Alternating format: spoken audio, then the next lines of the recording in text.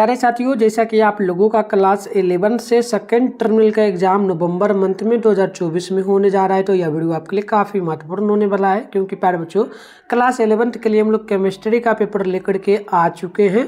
और मैं बता दूं, आपका विषय को 118 रहेगा, टाइम इसमें 3 घंटा का दिया जाएगा, 50 नंबर का एग्जाम होगा। और आपके एग्जाम में 100% या क्वेश्चन आएगा। तो पीछे के वीडियो में मैं आपको फिजिक्स का जो है ना आंसर की बता देता, अगर नहीं रहेगा तो इसी चैनल पर डाला गया वीडियो जाके देख लेना। और इसका पीडीएफ के रूप में ऑब्जेक्टिव सब्जेक्टिव का आंसर कहाँ से आप डाउनलोड करके आएंगे, ये हम आपको सिखा देंगे आगे, तो आप वीडियो में बने रहिए। आइए बिना देरी करते आगे बढ़ते हैं। बिल्कुल इसी टाइप का आपके एग्जाम में क्वेश्चन रहेगा, तो यहाँ पर देख लेना आप लोग। खंडवा में जो बोला गया, इसमें टोटल 30 क्वेश्चन रहेगा, आपको इसमें से 25 क्वेश्चन का जवाब देना होगा। तो आप पहला क्वेश्चन देखोगे तो बोला आपसे गया 1 नैनोमीटर लिखा जाता है कितने में। तो 1 नैनोमीटर को जो लिखा जाता है, यह लिखा जाता है 10⁻⁻9 m के बराबर में। तो पहला का नोट कर लोगे 10⁻8। ठीक है, तो पहला का ऑप्शन नंबर ए हो जाएगा, आप लोग याद रखना। ठीक है, नेक्स्ट प्रश्न आप लोग यहाँ पर 2 नंबर को देखोगे तो बोला गया पदार्थ की अनास्वरता के नियम का प्रतिपादन किसने किया। ठीक है, तो बिल्कुल आप देख सकते हो 2 नंबर का ऑप्शन आपका बी हो जाएगा, यानी कि जो ना Lavoisier option number B number बिल्कुल यहाँ पर राइट होगा। नेक्स्ट प्रश्न 3 नंबर है कि डाल्टन के अनुसार किसी यौगिक के सबसे छोटे कण को क्या कहते हैं। तो 3 का ऑप्शन सी होगा, याद रखना, यौगिक परमाणु, ऑप्शन नंबर सी बिल्कुल यहाँ पर राइट होगा। 4 है निम्नलिखित में कौन भौतिक परिवर्तन है। तो 4 का ऑप्शन नंबर आपका हो जाएगा यहाँ पर सी नंबर, याद रखना, उजला फास्फोरस को लाल में बदलना, ऑप्शन नंबर सी बिल्कुल 4 का राइट हो जाएगा।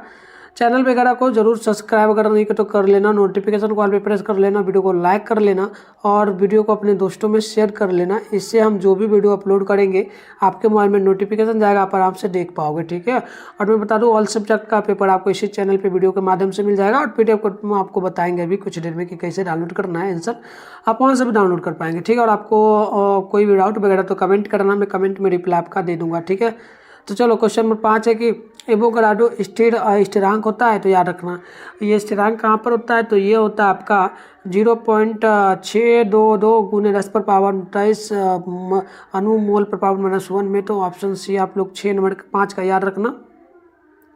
7 नंबर प्रश्न है कि 1.8 ग्राम जल में अणुओं की कुल संख्या कितनी होती है। तो बिल्कुल आप यहाँ पर देख सकते हो total number of molecules in 1.8 gram water is. तो याद रखना आप लोग, ये होता है आपका कितना। तो ये होता है 6.022 गुण 10⁻22 के बराबर। 6 का ऑप्शन नंबर ये हो जाएगा। नेक्स्ट प्रश्न आप लोग 7 नंबर को यहाँ पर देख लो। प्रश्न आपसे बोला गया कि किसी गैस का वाष्प घनत्व 22 है, तो इसका अनुभार क्या होगा। तो याद रखना 60 का ऑप्शन नंबर सी होगा, यानी कि 44 होता है। सी नंबर आप लोग 7 नंबर का याद रखना। 8 नंबर आपसे बोला गया धातु के एक ऑक्साइड में 7% धातु है, तो इसका समतुल्य भार क्या होगा। तो 8 का ऑप्शन नंबर आपका ए होगा, याद रखना 22 हो जाएगा। तो 8 का ऑप्शन नंबर आप लोग ए नंबर याद रखना। 9 नंबर की H2SO4 के 1 मोल में कितने परमाणु है। तो 9 का ऑप्शन नंबर डी होगा, यानी कि 7 गुना 10.02 गुना 10⁻23। ऑप्शन डी नंबर आप लोग 9 नंबर का याद रखना। नेक्स्ट प्रश्न आप लोग यहाँ पर देखो 10 नंबर बोला गया निम्नलिखित में किसकी मात्रा न्यूनतम होती है। Which of the following weights the list. तो याद रखना 10 का ऑप्शन नंबर हो जाएगा आपका ए नंबर, यानी कि 24 ग्राम मैग्नीशियम। 10 का ऑप्शन नंबर आप लोग ए नंबर याद रखना। नेक्स्ट प्रश्न आपका 11 नंबर बोला जा रहा है। प्रश्न की 1 ग्राम Ca ऑक्सीजन के साथ अभिक्रिया कर कितना CaO बनाएगा। तो यहाँ पर देख लो, how much CaO will be formed when 1 gram of Ca react with oxygen. तो 11 का ऑप्शन सी होगा, यानी कि 56/40 ग्राम, राइट आंसर सी होगा। नेक्स्ट प्रश्न आप यहाँ पर देखोगे तो बोला गया 12 नंबर चीनी का अनुसूत्र क्या है, यानी कि the molecular formula is of sugar. देखो बिल्कुल यहाँ पर 12 का ऑप्शन नंबर आपका भी होगा, यानी कि C12H22O11, राइट आंसर बी आपका बिल्कुल 12 नंबर का करेक्ट हो जाएगा। नेक्स्ट प्रश्न आप लोग देखेंगे 13 नंबर को। तो बोला गया एसिटिक अम्ल का मूलानुपाती सूत्र क्या है। The empirical formula of citric acid is. तो देखो 13 का राइट आंसर आपका भी होगा, CH2O। ऑप्शन नंबर 13 का बी नंबर बिल्कुल आपका राइट होगा। नेक्स्ट प्रश्न आप लोग देख लो यहाँ पर 14 है, एक तत्व जिसकी संयोजकता 3 है एवं समतुल्य भार 9 है, तो इसका परमाणु भार क्या होगा? देख लो आप लोग। एन एलिमेंट whose ना whose valency is 3 and equivalent weight is 9, it atomic जो ना atomic weight is, तो याद रखना आप लोग 14 का राइट आंसर सी होगा, 27 के बराबर। सी नंबर आप लोग याद रखना। नेक्स्ट प्रश्न आप लोग देख लो 15 नंबर बोला जा रहा है आपसे, किसी तत्व का विशिष्ट ताप 0.214 कैलोरीग्राम है, तो इनका परमाणु भार लगभग कितना होगा? ठीक है, द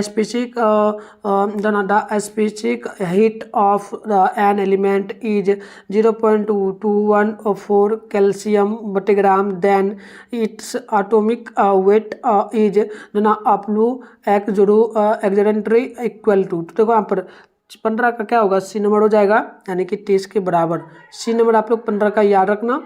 आइए अगले प्रश्न को हम लोग देख लेते हैं। नेक्स्ट प्रश्न आपका 16 नंबर बोला जा रहा है, एक कार्बनिक यौगिक का मूलानुपाती सूत्र यदि CH2O है एवं इसका पर अनुभार 90 है, तो इसका अनुसूत्र क्या होगा? तो याद रखना आप लोग। यहाँ पर बिल्कुल क्या हो जाएगा? क्वेश्चन देख लो, if the empirical formula of an organic compound is CH2O and its molecular weight is 90, then its molecular formula is। तो देखो 16 का राइट आंसर आपका हो जाएगा सी नंबर, यानी कि C3H6O3। Right answer C number बिल्कुल यहाँ पर राइट होगा। नेक्स्ट प्रश्न 17 नंबर आपसे यहाँ पर बोला जा रहा है।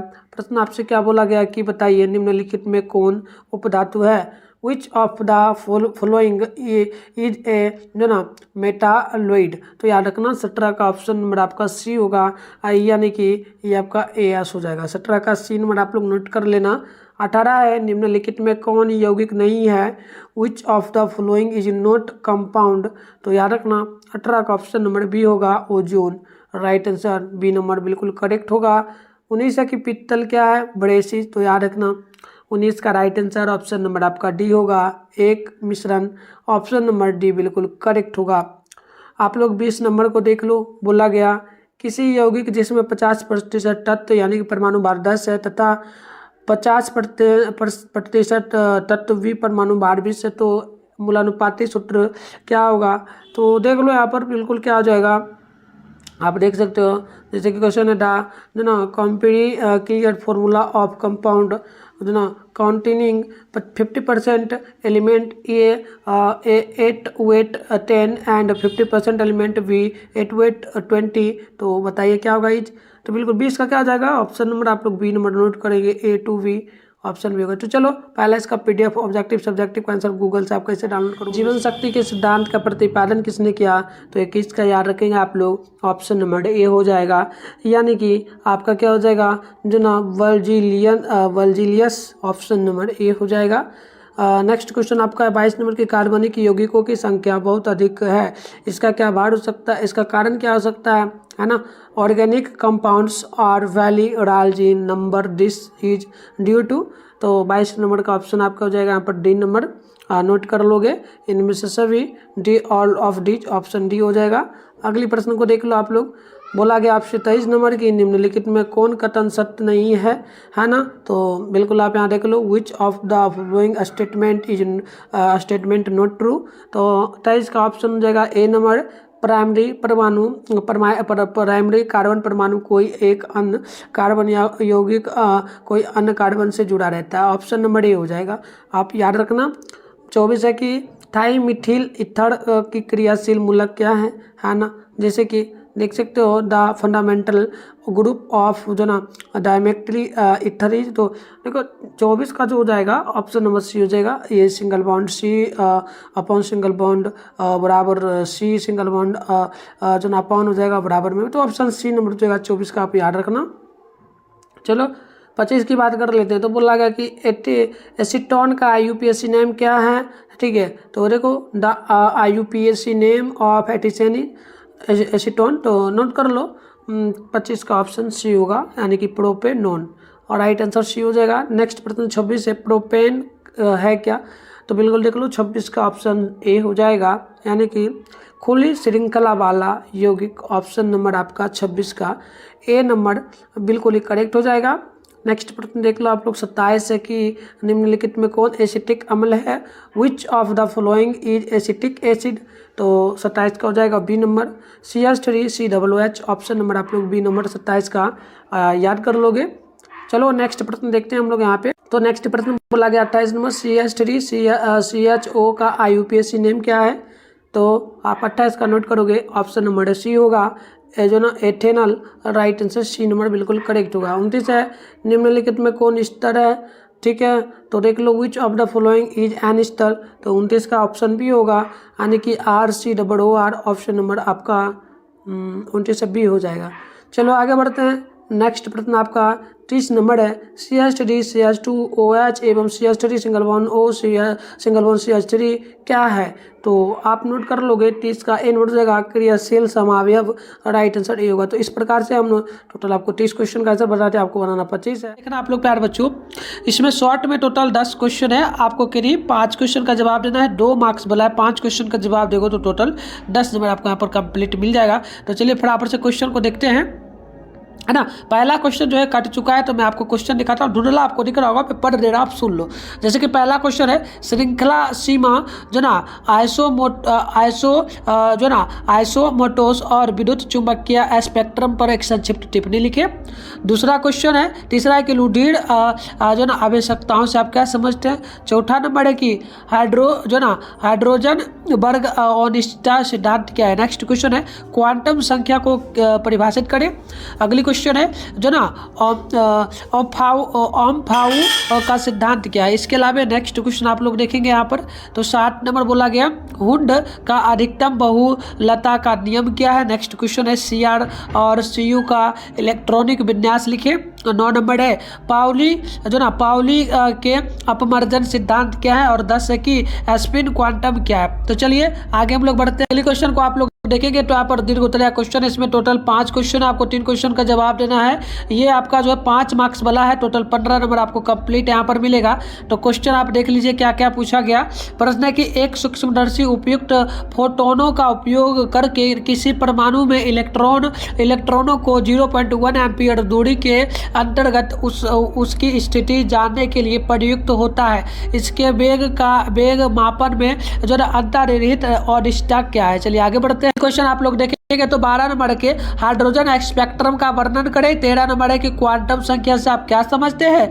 प्रिंसिपल क्वांटम संख्या और जरा एजीमुथल क्वांटम संख्या में अंतर स्पष्ट करें। 14 है निम्नलिखित का इलेक्ट्रॉनिक विन्यास लिखा ले, ये लिखा गया है। और अगला है कि चुंबकीय क्वांटम संख्या एवं स्पिन क्वांटम संख्या में अंतर स्पष्ट करें। तो ये क्वेश्चन था आपका। तो देखो प्यारे बच्चों, यहाँ पर क्वेश्चन आपका दिया जा रहा है, ठीक है। तो देखो यहाँ पर मिस्टेक से जो है ना 2 नंबर लिखा गया, ये आपका दूसरा क्वेश्चन का उत्तर है। मैं आपको यहाँ पर क्लियर कर दे रहा हूँ, आप 2 नंबर देख के लिखना। देखो पहला का उत्तर होगा विद्युत चुंबकीय ईएम स्पेक्ट्रम सभी प्रकार के ईएम विकिरणों की सीमा विकिरण वह ऊर्जा है जो मात्रा करती है और फैलती है। देखिए आपके घर में लगे लैंप से आने वाली दृश्य रोशनी और रेडियो स्टेशन से आने वाली रेडियो तरंगे विद्युत चुंबकीय विकिरण के 2 प्रकार इस प्रकार से हो जाए। क्वेश्चन का उत्तर हम लोग देखेंगे तो यहाँ पर 2 नंबर का है किसी शास्त्रीय प्रणाली की सूक्ष्म अवस्था या माइक्रो स्टेट किसी भी प्रणाली की स्थिति और गति के पूर्ण स्टेट। ये आपका 3 का आंसर होगा। पहले आप ये देख लो,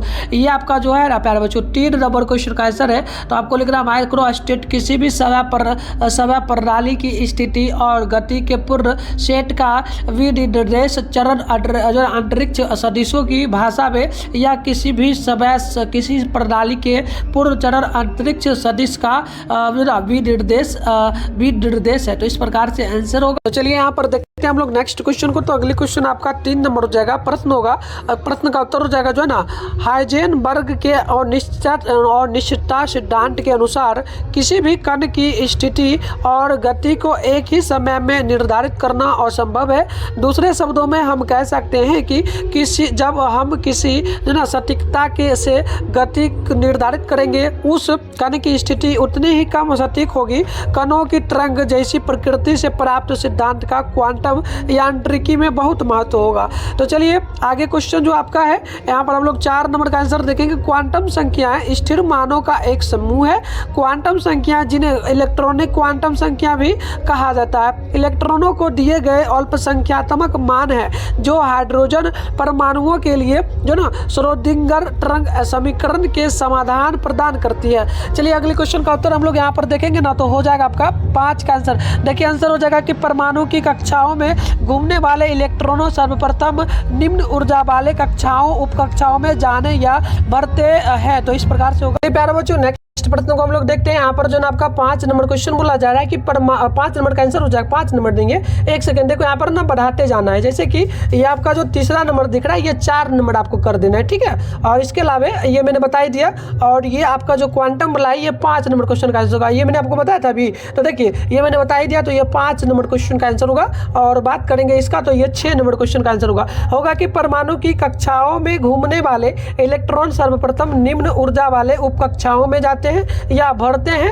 तत्पश्चात वही उससे अधिक ऊर्जा वाले उपकक्षाओं में हो जाते हैं। तो इस प्रकार से इसका कंप्लीट आंसर हो जाएगा। अब आपका लॉन्ग क्वेश्चन का आंसर होता है। लॉन्ग की अगर बात करेंगे तो हम लोग यहाँ पर 11 नंबर क्वेश्चन का आंसर दिए हैं। तो देखो आंसर हो जाएगा, किसी परमाणु में इलेक्ट्रॉनों के वितरण को इलेक्ट्रॉनिक विन्यास कहा जाता है। सूत्र 2n2 किसी कक्षा में मौजूद इलेक्ट्रॉनों की संख्या अधिकतम संख्या निर्धारित करने में मदद करता है। यहाँ n कक्षा संख्या सूत्र इलेक्ट्रॉनों की व्यवस्था निर्धारित करने में मदद करता है और इसे बोहर यानी कि बड़ी योजना के रूप में जाना जाता है। तो ये आपका कंप्लीट है 11 नंबर का सही से आंसर, आप इसको लिख लीजिएगा। और बात करते हैं 12 नंबर का, तो 12 नंबर में आंसर होगा हाइड्रोजन स्पेक्ट्रम। वह रेखा स्पेक्ट्रम है जो हाइड्रोजन परमाणु द्वारा उत्सर्जित होता है जब उत्तेजित हाइड्रोजन परमाणु अपनी मूल अवस्था में लौटता है। उत्तेजित अवस्था के विभिन्न स्तर जिनसे एक हाइड्रोजन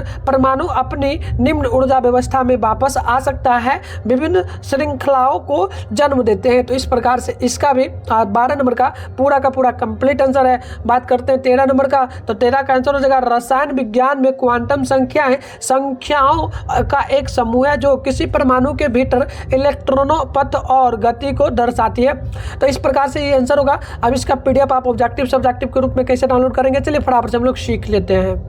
के लिए सबसे पहले आपको अपने फोन में गूगल को ओपन करना है, सर्च बार के आइकन पे क्लिक कर लेना है। और अभी आप इस चैनल पे जो वीडियो देख रहे हो ना, चैनल का नाम है मिठुन स्टडी सेंटर। तो आप लोग चैनल का नाम मिठुन स्टडी सेंटर गूगल में आकर के सर्च कर लोगे, फिर आपको ऊपर करना है फर्स्ट में मिठुन स्टडी सेंटर का ऑफिशियल वेबसाइट मिल रहा है, इस पर क्लिक करोगे। क्लिक करने के बाद इस प्रकार से इंटरफेस पे यहाँ पर नई पेज भी करो रिफ्रेश तो चलेगा। आराम से स्क्रॉल डाउन करके नीचे बढ़ोगे तो यहाँ पर देखोगे आपके सामने जो है क्लास 11th का सेशन देखने को मिल जाएगा। तो देखो यहाँ पर क्लास 11th का सेशन दिख रहा होगा। Class 11th November monthly exam second terminal question exam 2024 ये लिखा है ना, बस इस पर क्लिक करो। देखो इस प्रकार से यहाँ पर पेज को रिफ्रेश करना, नीचे आप लोग बढ़ जाना। बढ़ोगे तो यहाँ पर आपके सामने जो है व्हाट्सएप ग्रुप का लिंक मिल जाएगा। पहला काम करना है इसे ज्वाइन कर लेना है ताकि आपको हेल्प हमेशा इस चैनल के माध्यम से सभी एग्जाम में मिल जाएगा। फिर आपको नीचे बढ़ना है, नीचे आओगे तो यहाँ पर आपको ऑल सब्जेक्ट का पेपर मिलेगा। फिलहाल केमिस्ट्री का करना है, सामने डाउनलोड लिखा, डाउनलोड पे क्लिक करोगे, न्यू पेज ओपन होगा, उसको भी रिफ्रेश करना, आंसर आपको दिख जाएगा।